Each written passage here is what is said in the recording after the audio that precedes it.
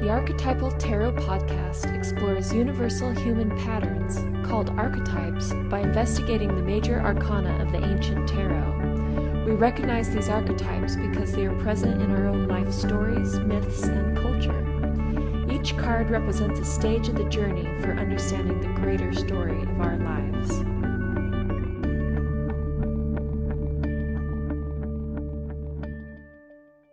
Welcome to the Archetypal Tarot Podcast. I'm Julienne a consultant who specializes in archetypal patterns, and my co-host, Cyndera Quackenbush, is a tarot consultant, among many other fabulous things.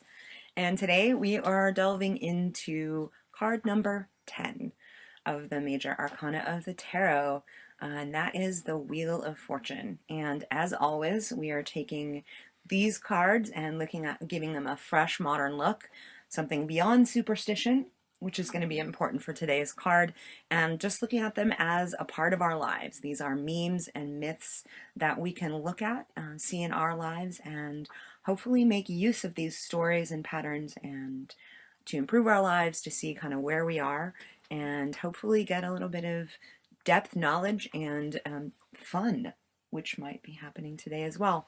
So, the Wheel of Fortune! Yes, we're both Vanna White today. Dun, dun, dun, dun. If only you could see us. Both of us are in these fabulous gowns, turning the letters over. Anyway. Oh, I know. I'm in my wedding dress size right now. It's amazing. Incredible. Oh, I look incredible. You already told me that today. You look great. And this is a perfect example of the Wheel of Fortune card, right? You can't plan this stuff. It is about the turning of that wheel. So why don't you describe what's on these incredibly detailed and I think somewhat arcane cards? It's kind of confusing, so...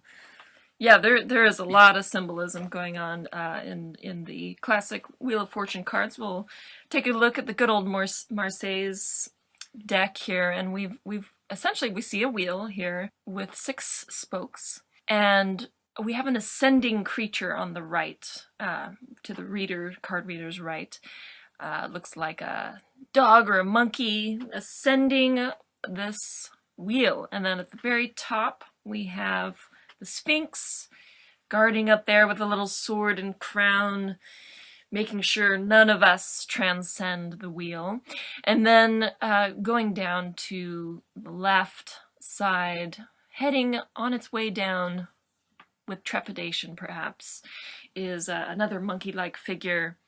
And so we really see essentially the wheel of life here, right? We see often what I'm sure all of us feel. We feel like sometimes we're on the up and up, things are going well, we're getting to the top, we're at the top, and then other moments when it feels like we're descending and having to have a whole new reanalysis. In the Rider-Waite deck, we've got a very similar theme. We've got that Sphinx at the top with a sword, and a rising Anubis figure on the right. Descending, we have the snake, which seems like a very apt symbol for a descent, or a really nice way to see a descent, which is, a need to change skins.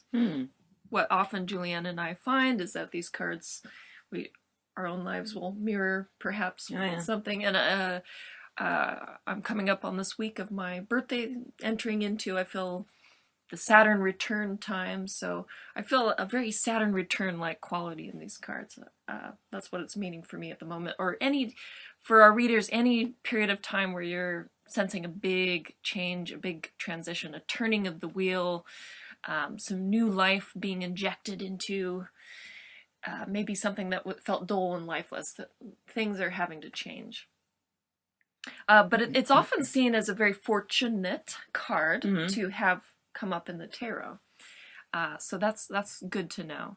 There's a lot happening in this card. See, now I'm a deeply pragmatic person, and I come at the tarot as just being stories. I think superstition is something that can be really troublesome for a lot of people, to sort of put an idea into something and put so much power into something that they're handing it away. And so, like, when I've previously, before we delved into this, and before I was actually working as a professional or looking at archetypes, I would see this card and be like, ah, like there's a lot happening here, and there's glyphs on it. There are Hebrew letters, and some of them they've got alchemical details.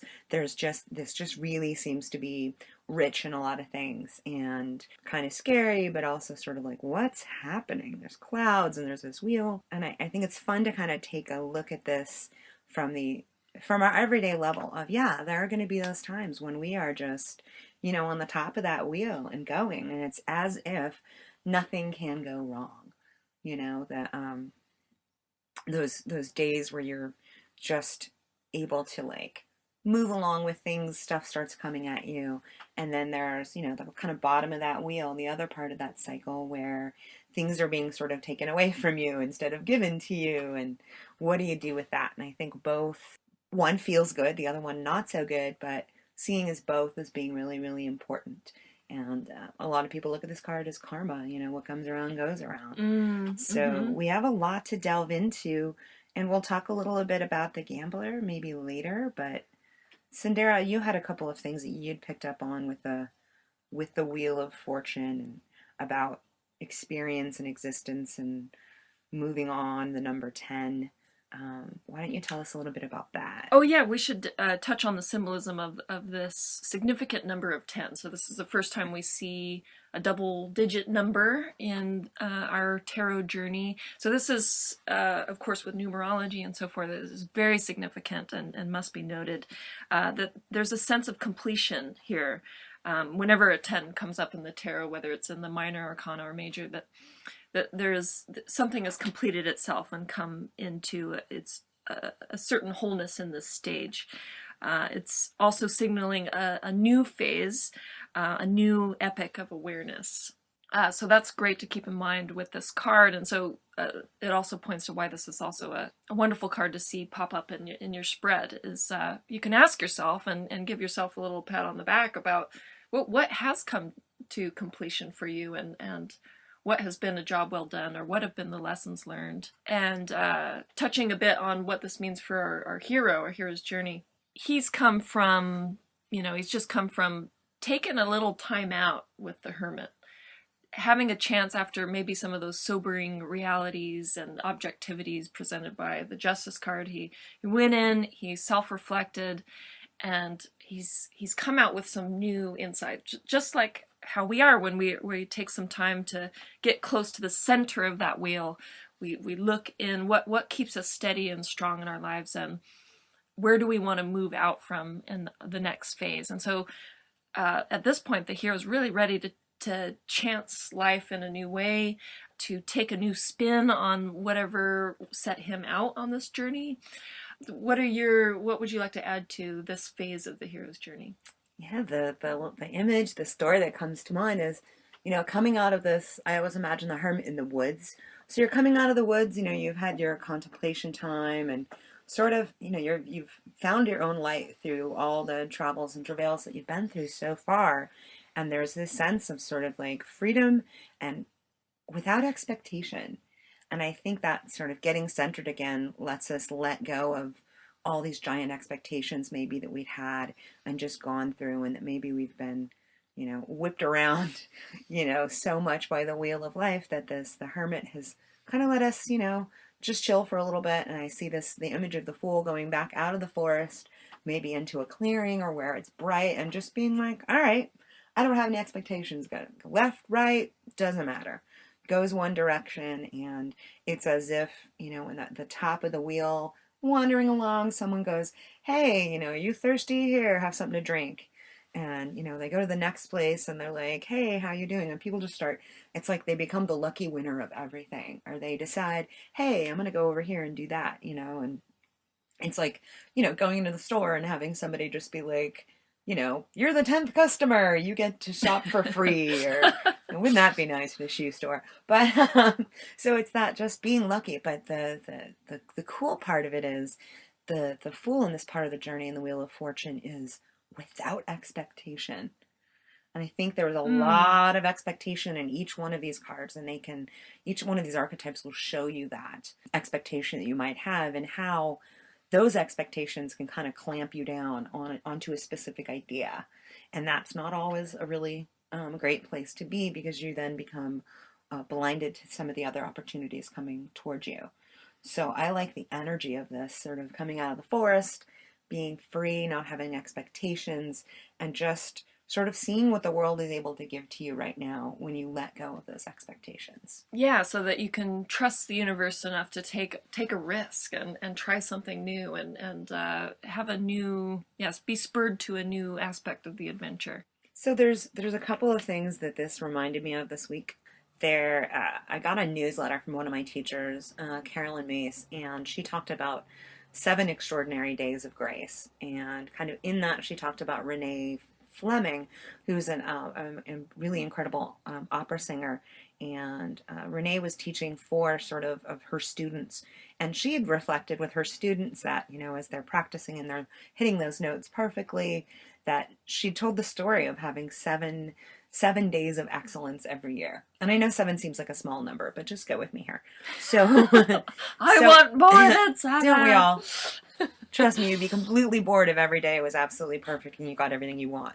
That's the whole point of this wheel, Things go up, they go down. Everyone's got to have a chance, right? Exactly. Got to spread the luck around. Don't get me started. So these 7 days of just excellence, or you might want to call it grace, right? And that being aware of those days that you fall into it. I've had those days. I've actually probably had a couple of days in a row that were just like the wheel was turning. I continued to let go of my expectations and I continued to be surprised by it. So we don't need to limit it to 7, but I think that idea, it's a good number, that this top of the wheel sort of experience is that just being present with it. Don't try to control it. Don't try to run after something. Let all of the energy and everything that comes to you from it come into you. Yeah, that is a huge lesson that can be learned by this card, is that you can't control or be in power over what's happening in this larger wheel that you're a part of and that we're all a part of. And when you can let go of that and go with the flow, go where this wheel is taking you, and whether it's taking you towards your success or whether you're having to just kind of back down a little bit and just let the tide go by. That's an immensely important lesson of this card. And by the same token, as it were, the bottom of that wheel, as we're looking at it, those, and I'll say it, those days of shit where just everything goes wrong. It's those, the Murphy's Law kind of days. And I think Murphy's Law is basically written, and if you don't know what it is, Google it, everything that can go wrong will go wrong idea. That kind of describes that bottom part of the wheel. But the same thing, I think, applies. Let go of your expectations. Because if you're in those Murphy's Law kind of days where everything just seems to be going wrong, you can build the expectation that everything will continue to go wrong. That's not true. I think the more you look for opportunities for things to go wrong, the more you will find them. And again, that's sort of that wheel of expectation. So just as if, what goes around comes around, this too shall pass, that same idea can be applied. That if you let go of your expectations, whether things seem to be crappy or incredible, be with them and let them sort of move through. You have a much better experience of it. And you also don't get stuck on the idea that it will always be this way. You can be present to what some of the truths maybe that you need to have brought to you. Sometimes it's painful in a butt-kicking kind of way, and sometimes it's joyous. And I think in our society we're way more familiar with the latter, or the form. We don't learn joy as well as we do learn from pain. So this is, I think, a wheel can show us that both are really important. Absolutely. And just true to this, a lot of these tarot cards, we've been exploring these opposites and how to hold these two opposites and live with the opposites. And while we're talking about some wise teachers we've come across and also the bottom of this wheel, I'd like to mention a wonderful book that really influenced me when I was studying psychology at Pacifica. And Edward Edinger wrote a book called Ego and Archetype, and he has in this book a wheel that can show us the psychic life cycle, and it's essentially a model that can show us both what we were like when we were born in our original wholeness, but also how we are on a day-to-day basis when we have our own ego self-identity, or an inflated sense of ourself. We feel like we can do anything, that we're doing great, and this is like a heroic perspective, and it leads us to take a risk. It takes us out into the world, and we do something either noble or ignoble, perhaps. And we come across the inevitable in the world, which is, at some point things aren't going to go completely our way. In fact, they might be flat out rejection. And this leads to a sense of wounding, a dismemberment of this amazing self that was off the top of the wheel. And we feel alienated from ourselves. And this brings us all the way down to that bottom of the wheel where we have to have a sort of process of repentance, and we feel we have to be humbled. And gradually we pick the pieces up. This is like a disintegration, right? we pick up these pieces that have shattered, and we have to put ourselves together anew. And we have to accept that we are human beings, that we're not perfect, that sometimes our ideas weren't the best, perhaps. And there's a great release that can happen when we accept that we're human, and that we're part of this larger wheel, and our little tiny wheels are not going to measure up to the big wheel. So we reconnect with ourselves, and we build ourselves back up. Things start going better again, and we eventually find ourselves at the top again, ready to heroically chance it again with some other project or idea. And thus the wheel spins. Proud Mary keeps on turning. Sorry, it just reminded me of that. There's a lot there. But I'm going to digress into something that I thought of when you were talking about that. And this is sort of this idea of paradigm shift. At the beginning we're like, hey, it's 2012. There's so much happening. And there's an idea of a paradigm shift from this sort of like redemptive model where we always have to be redeemed, that somehow we are less than, and we're constantly trying to make up for how bad we are, to a different paradigm, which I think kind of is summed up with that wheel that you just talked about from Ego and Archetype.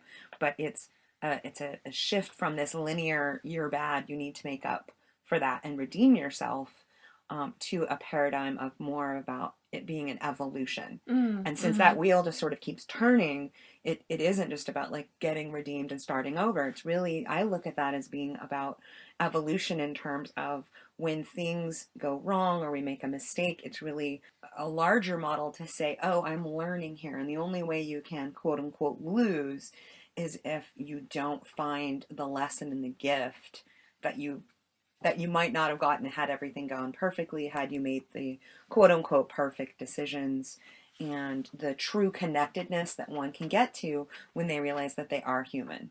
And when they realize that our minds do a couple of things really, really well. They can bring ourselves up to make ourselves feel good, and then they can put other people down. And it's that sort of like, I can feel good about myself because I'm better than you. Oh, right. Model versus one of really more sort of like evolution, and I can get connected to other people because I'm not perfect. Because guess what? I'm a schmo just like everybody else. And that's how I think we get to be vulnerable with each other. You can't be vulnerable if you walk in thinking, oh, I'm better than everybody here. And without vulnerability, we're not actually having a deep connection, because otherwise there's a sort of sense of status or like better or worse, or trying to make yourself feel better by pushing someone down, or vice versa. So I'm really glad you mentioned that, because actually when I was taking another look at this card, I was getting actually the image of a spiral. And I think that's an interesting question, is to ask, how can I make the wheel work as a spiral, or that it's moving down a road, or that we're not just learning the same lesson again and again, or maybe we are, but it is part of an evolution. I think that's a really beautiful way of looking at it. I appreciate that paradigm myself, and I've been trying to work with that more and more, and seeing as maybe the spiral is being kind of small at the bottom, and it starts, the swoops outward as you go up, like a spring basically, but with the top of that spiral getting a little bit bigger. So sure, these archetypes and everything that we've talked about in terms of the cards is, yeah, we're going to learn these lessons over and over again, but hopefully, working with them consciously, that space gets bigger and bigger. The lessons that we get from it are more expansive in our lives, and so we're less likely to go, oh my God, not this again. We go, oh right, I've been here before. Ah yes, and so there's a sense of recognition and a building of experience and understanding things as lessons versus that redemptive model, which really is more of like a Y and X axis of like you're either good or bad, where you go, oh, not me again. Where you do fall into the spiral of the victim archetype, which is one that I think is appropriate to talk about here just briefly, where sometimes you're up, sometimes you're down, but there is a chance to have that space be bigger and have it less being about being a victim or a survivor, and have it really more about gaining experience and seeing this as being expansive. Yeah, I could really see how the victim could come up here, since we've acknowledged that this wheel is larger than us, that we can't control it. It's pretty easy to find that the victim voice of, oh, this wheel, it's crushing me, right? Why me? Why me? Absolutely. Everyone else seems to be doing okay. Yeah, well, that's the victim archetype is something, in my practice everybody has. Right. And for some people can be really, really difficult to own, especially if they're only seeing it in the unempowered, space. It can be an excellent reminder for us to don't be a victim where you're handing your power to everyone else, or you're in some way, because victims like to complain, you get your power by feeding off of other people's sympathies as well. So as we kind of take a look at that bigger story, that bigger paradigm of seeing things as being more about evolution, and I mean this in the terms of the psychological sense of evolution, that the victim is included, and that there are going to be those times, and instead of just staying in that victim mode, you have the ability to grasp for the larger lesson, and the gifts that I think are always in there as well. I had a chat with a client not too long ago, and I think we just ended up with a metaphor of Suckland.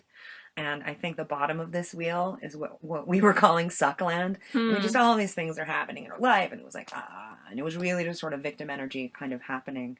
And, in my practice, I try to point out the larger story, and I think she was getting annoyed. Like, ooh, what do you mean this is good? Like, how can I learn a lesson? And then we just wound up laughing, because I'm like, yeah, sometimes you do go to Suckland. Just don't buy furniture. Don't stay there. Don't start putting a couch in Suckland. That's right. Don't start getting a television and entertainment center, because you don't want to live there. Yeah. There are going to be times where you have to be honest that this sucks. It totally will. But again, it's like that expectation that you buy the furniture, you create the expectations that things will always suck, and you start buying furniture there. This is metaphor work. At the time, it was friggin' hilarious for the two of us, but that's really interesting. Just don't stay there, and know that wheel is going to turn, and that you can get stuck on it if your expectations are thus that everything will always sort of fall badly for you, and it will always be that way. We hope you're enjoying this episode, and we invite you to become a part of the Archetypal Tarot team by becoming a patron. It's super easy, and there are some awesome rewards for joining. So just visit tiny.cc/tarot for more information. And now back to our program. So here we are talking about the victim. We're going to talk about the gambler.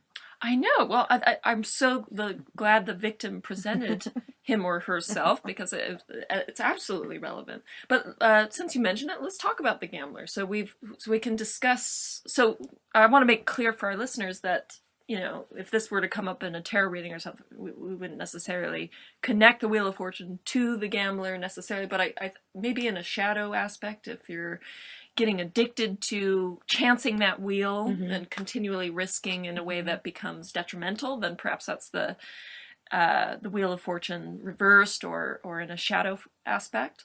But tell us about the gambler as an archetype that we're connecting in with fondness of game shows and I don't know, card playing in general. We can be very meta here and talk about cards in general being a way to get messages from the universe, I guess. In a chance and all of that. Yeah, and this is the first card that we have landed on that didn't have a direct path to a particular archetype. So we're gambling right now. We're gambling right now. This a is little bit. We're total like, experimentation. We'll see what happens.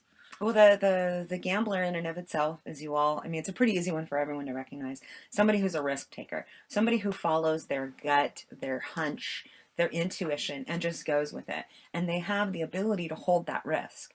Come, big payout or loss, that is their ability. They have a sense of faith or a belief that that wheel of fortune is going to get spun, and you might lose, but you know what? They're banking more on the win.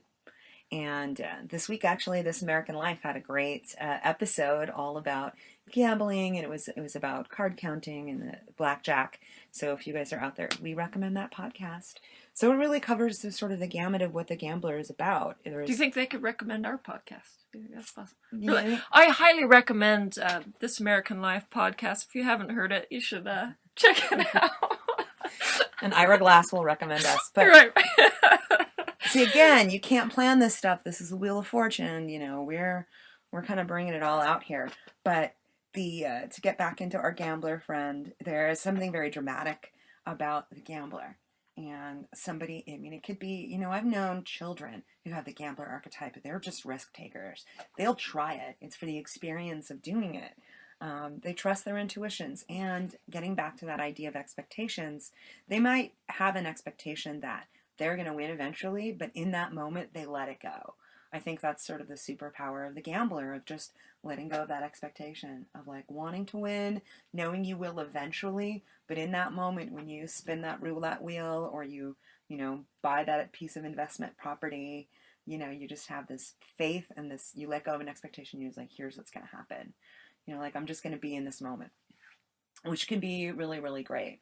The flip side of that is getting obsessive with that gambling.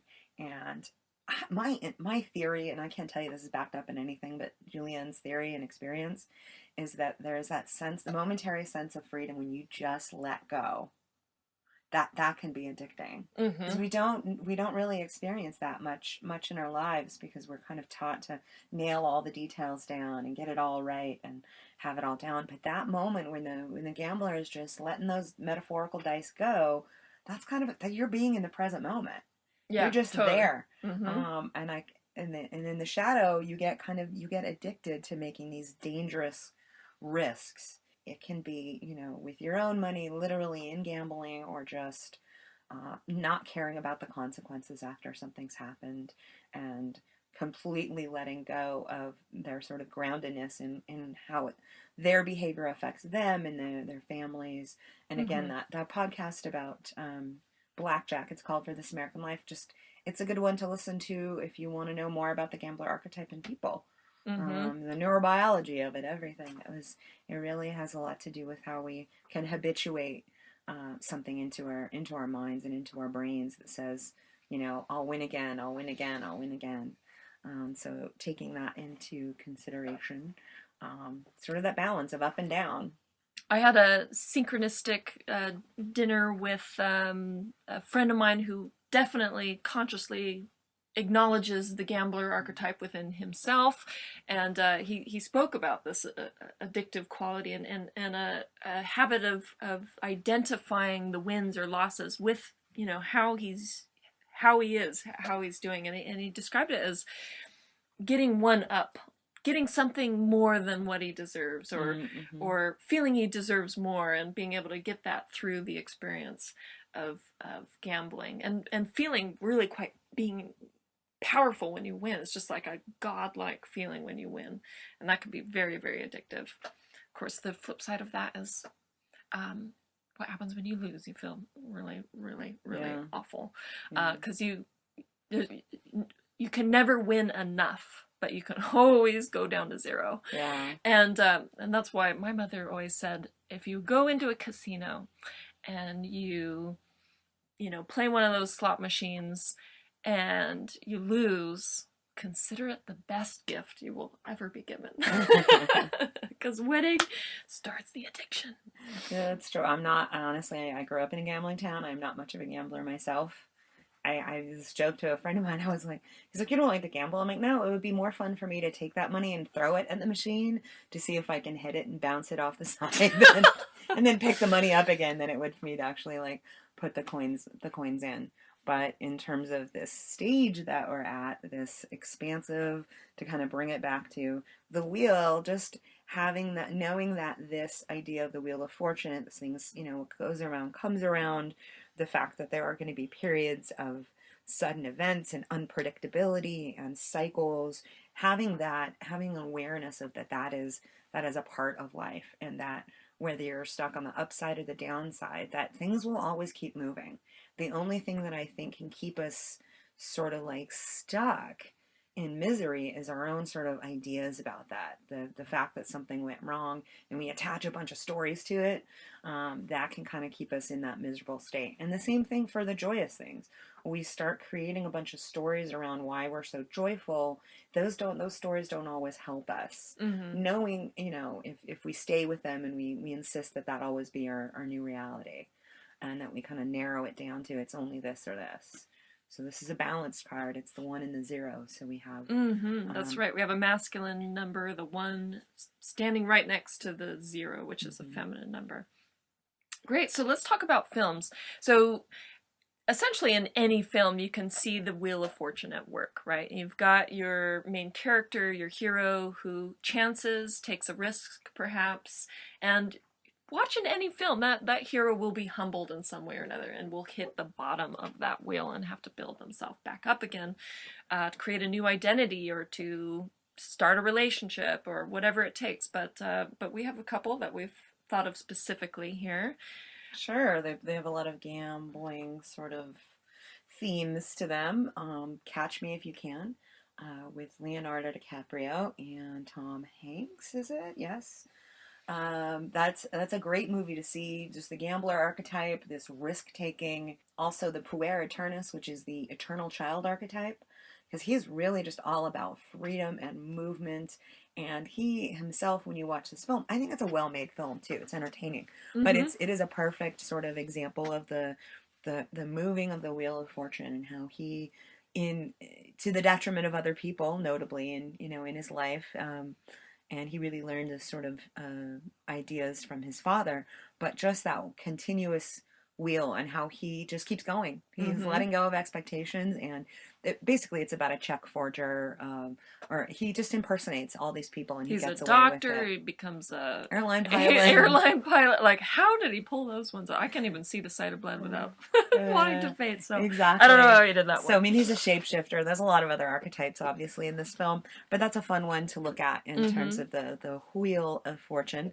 And then the Ocean's 11 series, Ocean's 11, 12, 13, however many they're up to. I personally think these films are immensely fun. They're kind of big ticket films, but the cast is great. You've got George Clooney, you've got Matt Damon, Brad Pitt.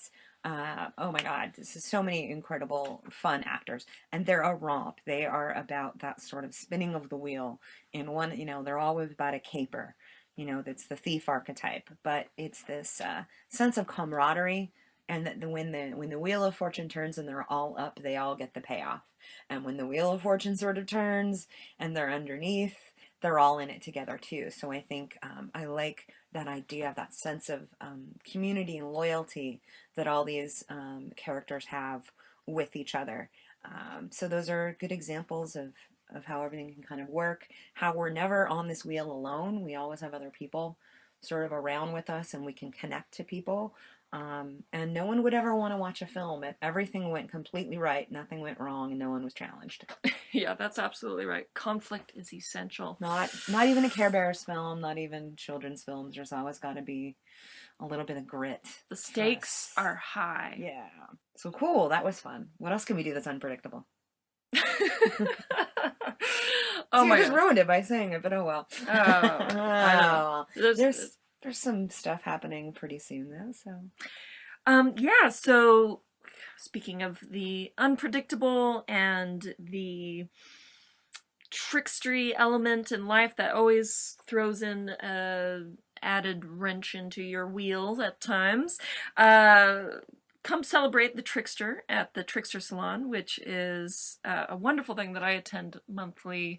It's a community art event where there's paintings, there's performances, there's walk-arounds. I'm often doing some sort of walk-around thing. I've been known to do tarot readings at times at these events. But it's this June 21st at 9 p.m. at Mission Control. You can find out more by going to tricksterevents.com. And the theme for this month, mentioning it because I feel like it's linked to our Wheel of Fortune theme, is what's behind door number 7. So it's a very cheesy game show, take a risk, chance your luck sort of theme. I think it should be a lot of fun. And that's for you people in the Bay Area, so that would be in San Francisco. Our apologies to tease you with such cool events if you are living elsewhere, and I know we do have podcast subscribers from around the world.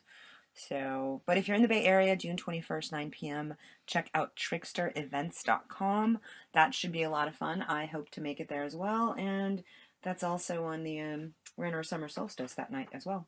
Yeah, that's right. So wherever you are, enjoy your summer solstice. And we are here in San Francisco. We're here so, in San Francisco. You know, that's 2 excuses to come out to San Francisco and come get a reading or an archetypal session with Julienne. I think that would be really, really cool. We're offering something special. We are taking a little bit of a risk here. Yeah. Both Cyndera and I have agreed that all of our podcast listeners, until, well, let's just say the end of the year. Let's do the end of the year. End of the year, what the hell. So we are both offering, should you want to work with us and check out what we do, we will offer you 20% off your first scheduled session with us. So listen at the end of this podcast and you'll get our information. And if you want to take a risk and see how it is to work with us, what kind of insights and help you can get in your life, contact us, and your first session you get 20% off. How's them apples? That sounds really good. I think I might just have to take advantage of it myself. Right. But yeah, I think that's an added incentive for anyone out there, because I talk to a lot of people and they're afraid to do a tarot reading. They're like, well, what's going to come up? What if the death card comes up?